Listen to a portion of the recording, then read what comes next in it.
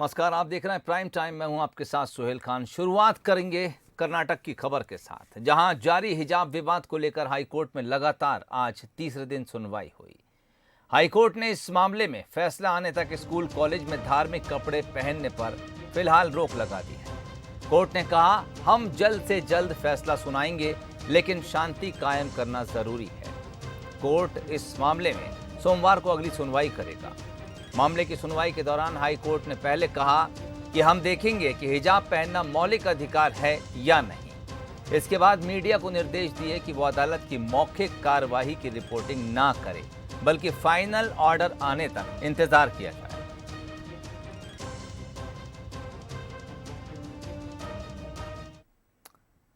और अब बात यूपी चुनाव की। पहले चरण का मतदान पूरा हो गया है। करीब 60% से ज्यादा मतदान पहले चरण में देखने को मिला है।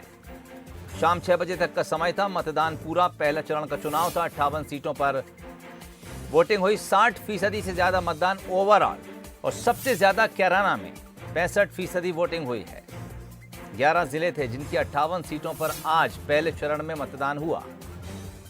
आरएलडी चीफ जयंत चौधरी अपने वोट का इस्तेमाल नहीं कर पाए, वोट नहीं डाल पाए।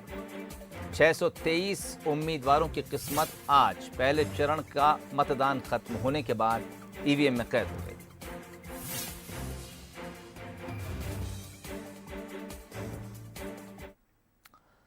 यूपी में पहले चरण के मतदान के बीच बीजेपी के राष्ट्रीय महासचिव कैलाश विजयवर्गीय ने बीजेपी की जीत का दावा किया है। उनका कहना है कि यूपी में पीएम मोदी और सीएम योगी का जादू चलेगा। विजयवर्गीय ने समाजवादी पार्टी और कांग्रेस पर भी निशाना साधा और सीएम ममता बनर्जी पर भी उन्होंने तंज कसा। इधर मध्य प्रदेश में हिजाब को लेकर मचे बवाल पर विजयवर्गीय बोले कि स्कूलों में अनुशासन का पालन होना जरूरी है। बीजेपी महासचिव कैलाश विजयवर्गीय से खास बातचीत की हमारे विशेष संवाददाता पीयूष पारे ने। बीजेपी के राष्ट्रीय महासचिव कैलाश विजयवर्गीय इस वक्त हमारे साथ मौजूद है। कैलाश जी, यूपी में आज से इलेक्शन का बिगुल बज चुका है। किस तरीके से आप देख रहे हैं? पहला चरण का मतदान है, क्या लग रहा है बीजेपी मैजिक कर दिखाएगी? योगी और मोदी जी दोनों धूम मचा रहे हैं। वहाँ लोगों को विश्वास है मोदी जी के विकास पर, लोगों को विश्वास है योगी जी के कड़क प्रशासन पर, क्योंकि पहले उत्तर प्रदेश के अंदर जिस प्रकार के लॉ एंड ऑर्डर था, महिलाएं अपने आप को असुरक्षित महसूस करती थी। आज जब मोदी जी और योगी जी निकलते हैं तो लोगों को लगता है कि जैसे हमारा भाई जा रहा है, हमारा रक्षक जा रहा है, अब हमारा उत्तर प्रदेश में कोई कुछ नहीं बिगाड़ सकता। ये आत्मविश्वास वहाँ की महिलाओं के अंदर है। विकास भी हो रहा है और ये आत्मविश्वास भी है कि हमारा कोई रक्षक है, हमारा कोई पालक है, अब हमारे यहाँ पर कोई कुछ नहीं बिगाड़ सकता। जितने गुंडे हैं। चलिए, यूपी चुनाव की खबरों से निकलते हैं, रुख करते हैं उत्तराखंड की तरफ, जहां पहुंचे हैं सीएम शिवराज सिंह चौहान। यहां पर उन्होंने अपने एक बयान के जरिए कांग्रेस पर बड़ा हमला बोला है। सीएम शिवराज सिंह चौहान का कहना है कि कांग्रेस केकड़ों की पार्टी बन गई है। कांग्रेस नेता ही आपस में एक दूसरे की टांग खींच रहे हैं। इसके अलावा राहुल गांधी और केजरीवाल पर तंज कसा। उन्होंने कहा कि देवभूमि में ये दोनों भ्रम फैला रहे हैं। तो बता दें, सीएम शिवराज सिंह चौहान उत्तराखंड के चुनावी दौरे पर हैं। इस दौरान उन्होंने एक जनसभा को संबोधित करते हुए कांग्रेस पर जमकर निशाना साधा। पता चला अरविंद केजरीवाल भी आ रहे हैं। ये राहुल केजरीवाल, ये राहु केतु है, राहु केतु। ये उत्तराखंड के विकास को ग्रहण लगा देंगे। इनने तब कुछ नहीं किया। अच्छा, मैं कांग्रेस से एक बात पूछता हूं, मुझे बता दो, हमारे मुख्यमंत्री है पुष्कर धामी है। भारतीय जनता पार्टी जीतेगी, पुष्कर धामी मुख्यमंत्री बनेंगे। तुम बता दो कांग्रेसियों, तुम्हारा मुख्यमंत्री कौन? अगर इनके नेताओं की सभा में कह दो मुख्यमंत्री जी, तो 25 टके नमस्कार कर लेंगे। एक हरीश रावत, एक उनका अध्यक्ष कौन है? गणेश गुजराल, प्रीतम सिंह। मुझे किस्सा याद आ रहा है। एक बार ये हुआ कि केकड़ों में प्रतियोगिता हो जाए, कौन आगे बाहर निकलता, तो एक बर्तन में केकड़े डाल दिया अंदर और क्या देखे कौन सा केकड़ा बाहर निकलता है। बड़ी देर तक केकड़े बाहर ही नहीं निकले। तो लोगों का भाई तमाशा क्या, जरा खोल कर तो देखो। तो बर्तन का ढक्कन खोल के देखा तो केकड़े एक दूसरे की टांग पकड़ पकड़ के खींच रहे थे, ये नहीं चढ़ जाए, ये नहीं चढ़ जाए। कांग्रेस में यही हो रहा है, एक की टांग पकड़ के दूसरा खींच रहा है, ये केकड़ा ऊपर नहीं चढ़ा जाए। हरीश दा, गोदयाल, प्रीतम सिंह, कांग्रेस तो बन गई है केकड़ा पार्टी, केकड़ा पार्टी। एक दूसरे को पकड़ पकड़ के खींच रहे हैं। ये कांग्रेस भला नहीं कर सकती, एक दूसरे को पकड़ के खींचो और गड्ढे में डालो। हम तो डूबे हैं सनम, तुमको भी ले डूबेंगे। अपने उत्तराखंड दौरे से पहले सीएम शिवराज सिंह चौहान बुधवार को हैदराबाद में रामानुजाचार्य सहस्त्राब्दी समारोह कार्यक्रम में भी शिरकत करने पहुंचे। इस दौरान कई बड़े साधु संतों के अलावा आरएसएस प्रमुख मोहन भागवत भी मौजूद रहे। सीएम ने पत्नी साधना सिंह और मोहन भागवत के साथ स्वामी रामानुजाचार्य की प्रतिमा के दर्शन किए। सीएम शिवराज ने अपने संबोधन में हिंदुत्व की राष्ट्रीयता से तुलना की। शिवराज ने कहा कि यह कहने में कोई संकोच नहीं है कि हिंदुत्व ही राष्ट्रीयत्व है। सीएम ने कहा कि यहाँ पूरा स्थल ही प्रेरणा का केंद्र है। भारत के नौजवान यहाँ आएंगे और एकता का संदेश लेकर जाएंगे तो सबका कल्याण होगा। राजनीति वाले सीख जाएं तो कल्याण देश का हो जाएगा। शिवराज ने कहा कि धर्म जोड़ता है तो राजनीति तोड़ती है। धर्म सिखाता है कि ऊंच नीच, छोटा बड़ा कुछ नहीं है, बल्कि सब लक्ष्मी नारायण के संतान हैं। वहीं राजनीति में ब्राह्मण, वैश्य, दलित, महादलित और न जाने क्या क्या होता है। राजनीति न जाने कितने टुकड़ों में तोड़ दी है। स्वामी जी, सचमुच मैं आपको प्रणाम करता हूं, आपने बड़ा उपकार किया है। ये हम जैसे लोगों को भी ये स्थल प्रेरणा भी देगा और दिशा भी देगा। और राजनीति वाले भी अगर सीख जाएं तो मैं समझता हूं कि कल्याण देश का होगा। तो मैं तो स्वयं प्रेरणा लेके जा रहा हूं, राजनीतिक कार्य करता हूं। इस विचार को हम और कैसे, जो भारत का विचार है, सनातन विचार है हमारा। आरएसएस प्रमुख मोहन भागवत ने एक बार फिर हिंदुत्व पर एक बड़ा बयान दिया है। मोहन भागवत ने कहा कि हिंदू हित यानी राष्ट्रहित हमारी प्राथमिकता होनी चाहिए। हैदराबाद में एक कार्यक्रम को संबोधित करते हुए मोहन भागवत ने कहा कि दूसरे नंबर पर अपनी भाषा, जाति और परिवार का हित होना चाहिए। मोहन भागवत ने कहा कि हमारे पास ऐसा सामर्थ्य है कि हमारे सामने खड़े होने की ताकत किसी में नहीं है। हमें समाप्त करने की कोशिश कई बार की गई। अगर हमें समाप्त होना होता तो हम पिछले 1000 साल में समाप्त हो जाते, लेकिन ऐसा नहीं हुआ।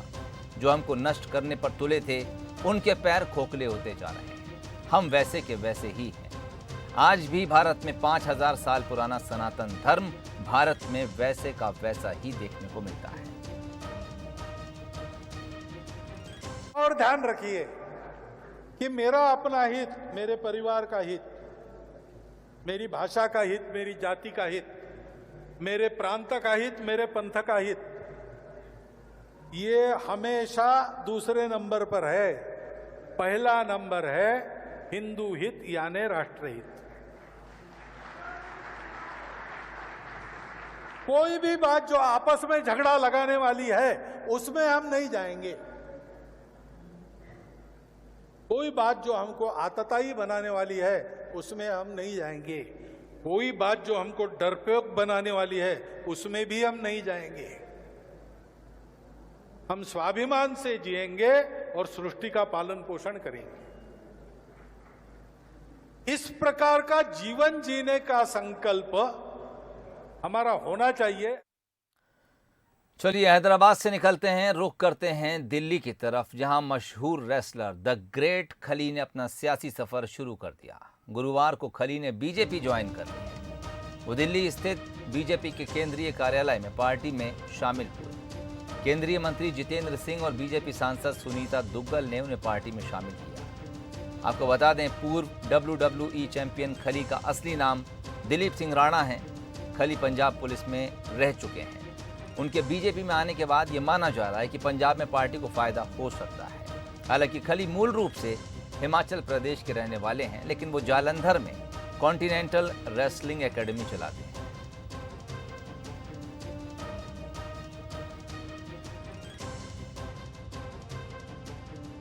बहुत अच्छा लगा है। आज मैं भारतीय जनता पार्टी ज्वाइन करा है। माननीय प्रधानमंत्री जी जो उन्होंने काम किया है देश के लिए, उसको देख के कि भी मतलब सही प्रधानमंत्री हमारे देश को मिला है और उनके साथ मतलब उनका एक हिस्सा बनूं कहीं ना कहीं, ताकि मतलब हमारा देश और तरक्की कर सके। और जहाँ भी मेरी भारतीय जनता पार्टी ड्यूटी लगाएंगे और कोशिश करूंगा वहाँ पर मैं खरा उतरूंगा। और अब बात एक और महत्वपूर्ण खबर की। केंद्र सरकार ने 3 साल में आर्थिक तंगी और बेरोजगारी से आत्महत्या करने वालों का आंकड़ा संसद में पेश किया है। केंद्रीय गृह मंत्रालय ने राज्यसभा में ये बताया है कि साल 2018, 19 और 20 में बेरोजगारी से देश में 9,000 से ज्यादा लोगों ने आत्महत्या कर ली, जबकि इन्हीं 3 साल में दिवालिया होने और कर्ज से परेशान 16,091 लोगों ने आत्महत्या कर ली। केंद्र ने NCRB यानी नेशनल क्राइम रिकॉर्ड ब्यूरो के आंकड़ों के आधार पर ये जानकारी राज्यसभा में रखी। दरअसल कांग्रेस नेता राहुल गांधी ने हाल ही में इस मुद्दे को लेकर सरकार पर हमला बोला था। उन्होंने कहा था कि देश में बेरोजगारी पिछले 50 साल में सबसे ज्यादा है, जिस पर गृह राज्य मंत्री नित्यानंद राय ने जवाब देते हुए बताया कि 2018 में 2,741, 19 में 2,851 और 2020 में 3,548 लोगों ने बेरोजगारी के चलते आत्महत्या की। इसके अलावा दिवालिया होने और फिर कर्ज से परेशान होने की स्थिति में 2018 में 4,970, 2019 में 5,908 और 2020 में 5,213 लोगों ने अपनी जान दे दी। यानी 2018 से 2020 तक बेरोजगारी और कर्ज के चलते 25,000 लोगों ने देश में खुदकुशी की। आपको बता दें कि संसद का बजट सत्र जारी है। इस दौरान विपक्षी सांसद ने बेरोजगारी का मुद्दा कई बार उठाया है।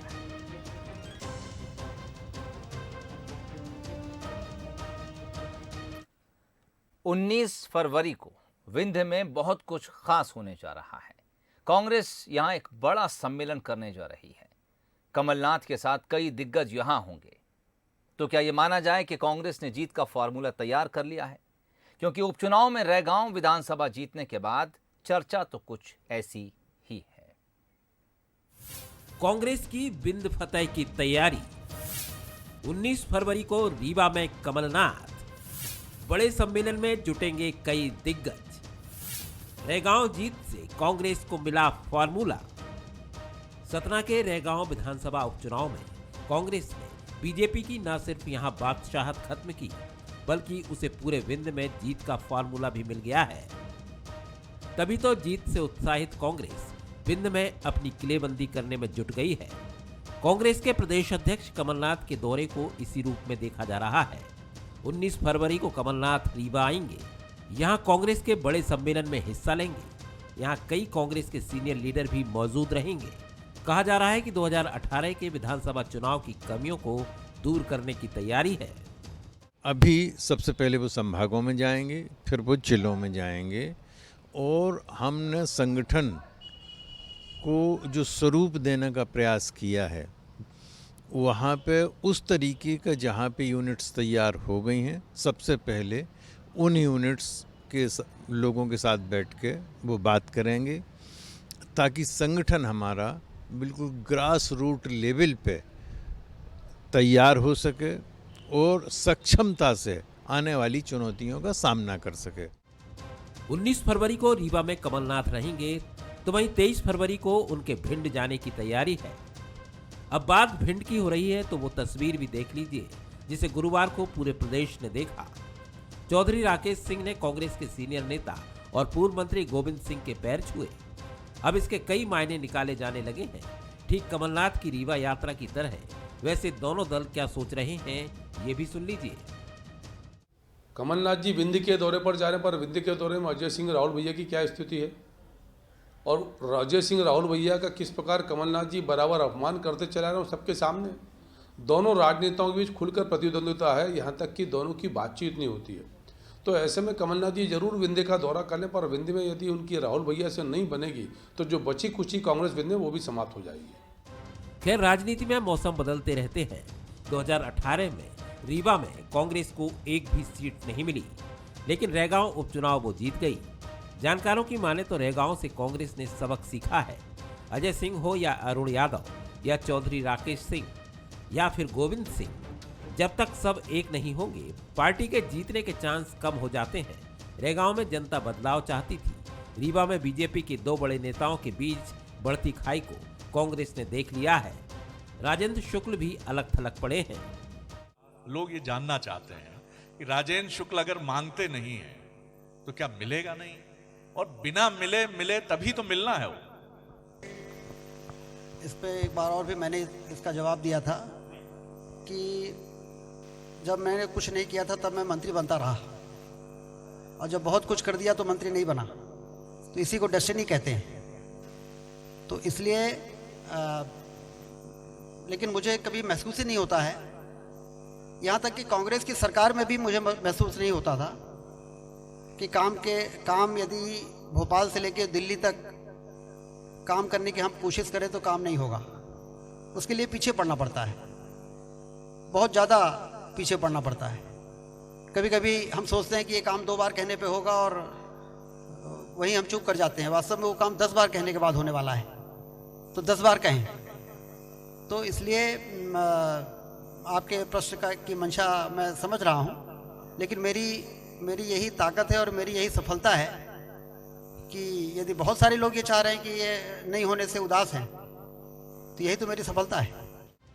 बेशक कांग्रेस दम लगा रही है और ये सत्ता में आने के लिए जरूरी भी है, क्योंकि उसकी लड़ाई एक ऐसे दल से है जिसे चुनाव जीतने की मशीन कहा जाता है।